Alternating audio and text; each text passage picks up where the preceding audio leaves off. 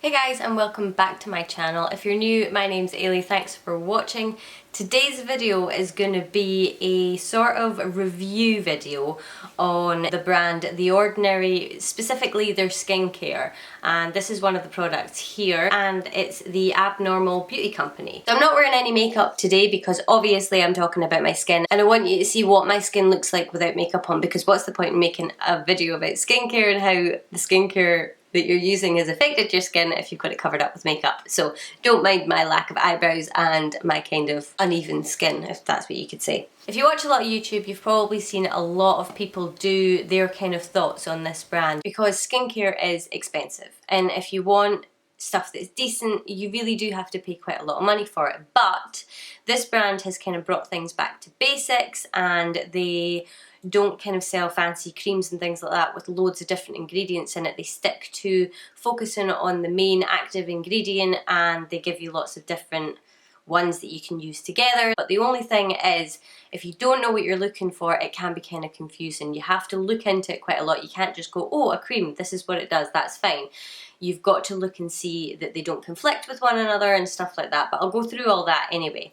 So I bought a few things, and I'm so late in the game in this because I really wanted to buy the stuff and try it out and see what worked. So the stuff that I bought here I've been using for a couple of months, and I know what I like, I know what I don't like, I know what works for me or what has been working for me. Through this video I have sort of taken progress photos. I kind of fell off a wee bit and didn't take as many as I would like to have taken, but I took a few, and you can kind of see how my skin has progressed since I started using this stuff. And really I've been using my normal regular skincare that I've been using for months and months and months, and I just added these in, so I know that it's this that's caused the change and not my other skincare. So I just thought I'd go through the products. I can't go through all of the products because I don't have them all, and I can't really give my opinion on them when I haven't tried them. So I'll go through the ones that I have and give you a little bit of kind of information about them as well. I am a trained beauty therapist, but I'm no expert, so it's really just my experiences with my skin. Everybody's skin is different, so something could work for me and could have amazing benefits for me, but it may irritate somebody else's skin and things like that. So yeah, this is my experience with them and my recommendations. So the first product I have is the Niacinamide 10% plus Zinc 1%, and they all, or most of their products, come in this sort of little dropper bottle. So you just unscrew the top and it's got a little dropper, and as you can see the consistency of this is like a gel, like quite a runny gel. And this can be used in the morning or at night, and it leaves a little bit of tackiness. It kind of almost leaves a film on the skin. It doesn't completely absorb in or anything like that. It's water-based and it's supposed to be for oily skin. That is mainly because it diminishes the look of blemishes, it can reduce oiliness in the skin, and it can help combat enlarged pores. Now, as you've probably heard me say a million times, if you watch my channel, I have dry skin, but I have breakouts. Now, most of my breakouts are hormonal. They can be tackled with spot treatments and things like that. It's just that it won't really prevent them from coming out. It's just something that I have to deal with, and I tend to get them all along my jawline. I don't tend to get them so much in my T-zone or anything like that. So though this is for oily skin, it's for anybody who suffers from breakouts, really. And I think a lot of people who have dry skin see something that's for oily skin and go, oh no, I can't use that because it'll dry out my skin. As long as you use something to rehydrate your skin afterwards, you're pretty safe. You can't use this alongside vitamin C. They conflict. So if you're going to use this, don't use the vitamin C one, and I'll talk about that one later. I use this when I'm not using my vitamin C, or I'll just use it in the morning because I use the vitamin C at night. So I do really like this. I've used around about half of it, and as I say, I've had it for a couple of months now, and I think this was $5.99. I will list all of the products that I mention, all of the things that they're used for, and the prices below, and I'll leave a link to where you can go and buy them. Next is the vitamin C, because I talked about it with that one, I thought I would just talk about it. Next, this is the vitamin C suspension 23% plus hyaluronic acid spheres 2%. Now, this is a water-free stable suspension, and it just looks like this, and as you rub it into your skin, because it doesn't have any water in it, it feels grey, which is really strange because it's not gritty, it just feels grey. It's really, really strange. It does kind of disappear away to nothing. If you work it into your skin too much, you will kind of get those little balls, it'll ball up, if that makes any sense. If that happens, I would just add a moisturiser on top or something like that. It can be used in the morning and at night, but I would recommend to use it at night because it can irritate. Because this one is quite strong, it can irritate your skin. Now, if you have broken skin or really kind of inflamed breakouts or anything like that, I wouldn't use this. This is for brightening, and it reduces dark spots and things like that. It'll reduce acne scars and stuff like that. The reduction in scarring is what I have noticed the most, and I really like this, but it does irritate my skin. It just feels a bit stingy. Now, if it feels a bit stingy, I'll just add a moisturiser on top or hyaluronic acid, because it contains hyaluronic acid anyway, so you're not kind of doing too much to it. And yeah, I really like this one. I'm most of the way through this one, I think. But as I say, this can't be used at the same time as the niacinamide. So you would use this the days that you're not using it, or in the PM when you've used it in the AM, if that makes any sense. Next thing I have is the hyaluronic acid.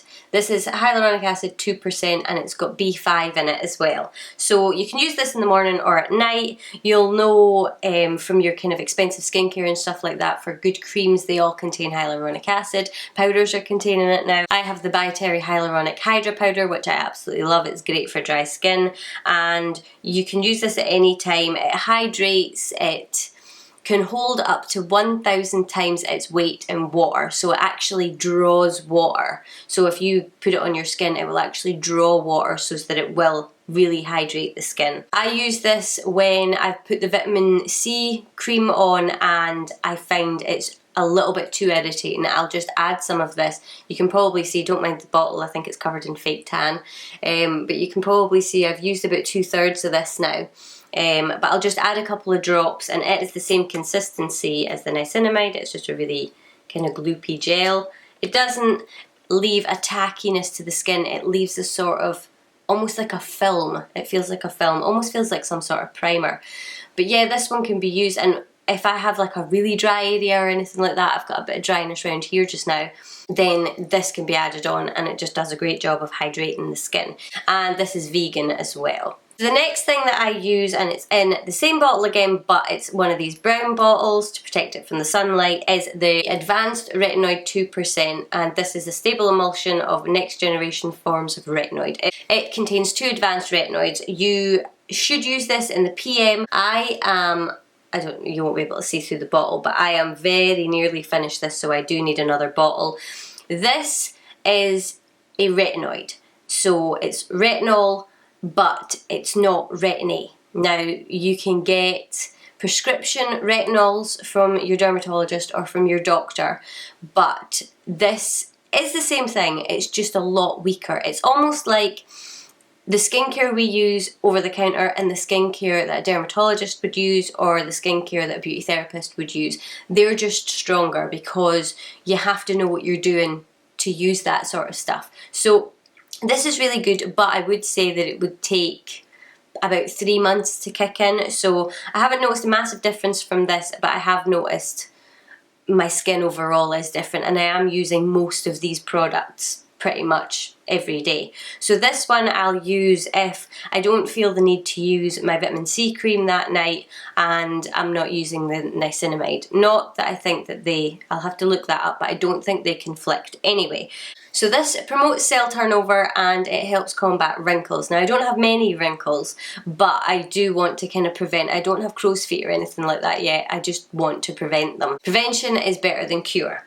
And this is also said to help breakouts and things like that. So can't claim that it works amazingly on its own, because I think I'm coming up on the 3-month mark right enough.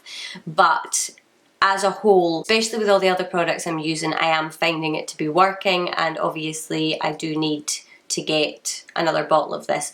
This is in UV protective packaging, but I would say keep it out of direct sunlight anyway. I would say keep all of them out of direct sunlight.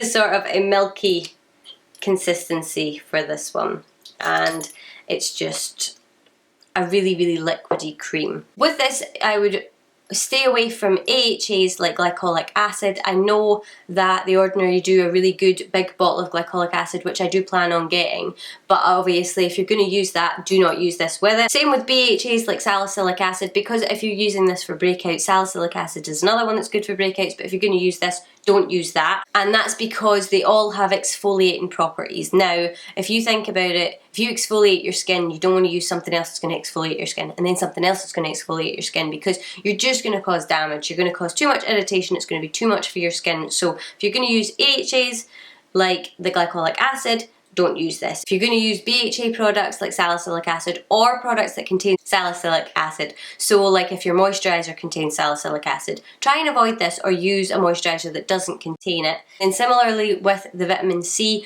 don't use the vitamin C suspension or the vitamin C in general with this, because the vitamin C works best when your skin is at a certain pH. I'm not sure of the specific pHs, but the vitamin C will work best at a specific pH level, and the retinoid will work best at another specific pH level. You can't have your skin at one pH and another pH, so really the two will sort of cancel each other out, and it was pointless putting them on in the first place. So if you're going to use the vitamin C, use the vitamin C. If you're going to use the retinoid, use the retinoid. This is the one I struggled to say, argireline solution 10%, and this is just very, very watery, so you would use this before using anything else I've mentioned already. And this targets the appearance of dynamic facial lines, and I use this really for my forehead, and I think it's made a little bit of improvement, but I can't obviously say for definite. I also use it around about my smile lines just to kind of stop any creasing or anything like that, and I use it on my neck because you can get creasing in that on your neck. As I say, I haven't noticed a massive difference with this yet, but I will continue to use it. I haven't really used all that much of it, but I think that could be because it's a really nice liquid formula, so you don't use a load of it. The last product I have, and you'll notice I really have not used much of this at all, is the lactic acid 10% plus hyaluronic acid 2%. Now, this is a really high strength lactic acid, and it says superficial peeling formula. Yeah, I can vouch for that. If you really, really need to exfoliate, if you have really, really dry skin but it's not sensitive, this would be great. I'd actually say, I didn't really notice that there was a lower percentage one. I think there's a lactic acid 5%. I would recommend going for that one. I just seen it and bought it. But this exfoliates and brightens. It improves uneven skin tone because it's exfoliating, so you are helping cell turnover, but it is strong. I don't actually get a lot of irritation from this, but I do find that my skin is really quite dry the next day, so I make sure that I slap on the hyaluronic acid. I keep my skin really moisturised, and I would say maybe use it once a week. Definitely not every day, and I would definitely only use it at night. So yeah, I don't mind it. It didn't cause my skin to break out massively or anything like that, so it's not a crazy bad product or anything like that. I just think use with caution and only use a little bit. As you can see, I've maybe used it twice, and it's got a kind of pointier dropper, if that makes any sense, and you can smell that it smells kind of more chemically. The other ones apart from the vitamin C do not have a scent. The vitamin C obviously smells citrusy, but this one's slightly more pink in colour. And if you do get it, or if you do have it, or if you have the 5% one and you find you're getting irritation with it, try mixing in a little bit of hyaluronic acid, because it does contain 2% hyaluronic acid, so you're just kind of bumping up that percentage and kind of diluting it a little bit, so you're not going to be really getting as much effectiveness. I would say if you've got really sensitive skin, don't try it. It's just going to irritate your skin and there's no point. That is everything I have from that line. So generally the way I use it is I will use the vitamin C at night, and I will use the niacinamide in the morning. That is generally my routine. Usually if my skin is a little bit on the drier side, or if this irritates it too much, I'll add in the hyaluronic acid, or if my skin is just feeling dry, I'll use the hyaluronic acid. The nights that I don't really want to use any of those, I'll use my retinol. I'll try and use this as much as possible, but I've been kind of not using it as much because I'm running so low on it, and then with any of them, I'll just kind of dab this on anyway. With the lactic acid, I'll use it once a week or whenever I feel that I need a lot of exfoliation. I tend to exfoliate my skin every day anyway, or every second day, so I don't think you really need that more than once a week. Basically, my skin's a nightmare. It can be great one minute and rubbish the next. So we are kind of coming into spring now, so I'm hoping that the dry skin will kind of ease off a little bit. But this is how my skin is looking just now, and you can see that I do have breakouts here, but they are all completely flat. Thank God. They are all kind of more just marks that are left over because I do tend to pick at my skin. This side's the same. These are all sort of just red marks. The side of my nose is actually kind of really irritated because I used a nose strip, but that's nothing to do with this brand. So yeah, this is kind of how my skin has progressed. I'll probably add in the photos. They'll be over here somewhere. I'll just put them picture in picture, and you can see the kind of progression, or I hope you'll be able to see the progression of my skin, because it hasn't been very good lately at all. It's been crap.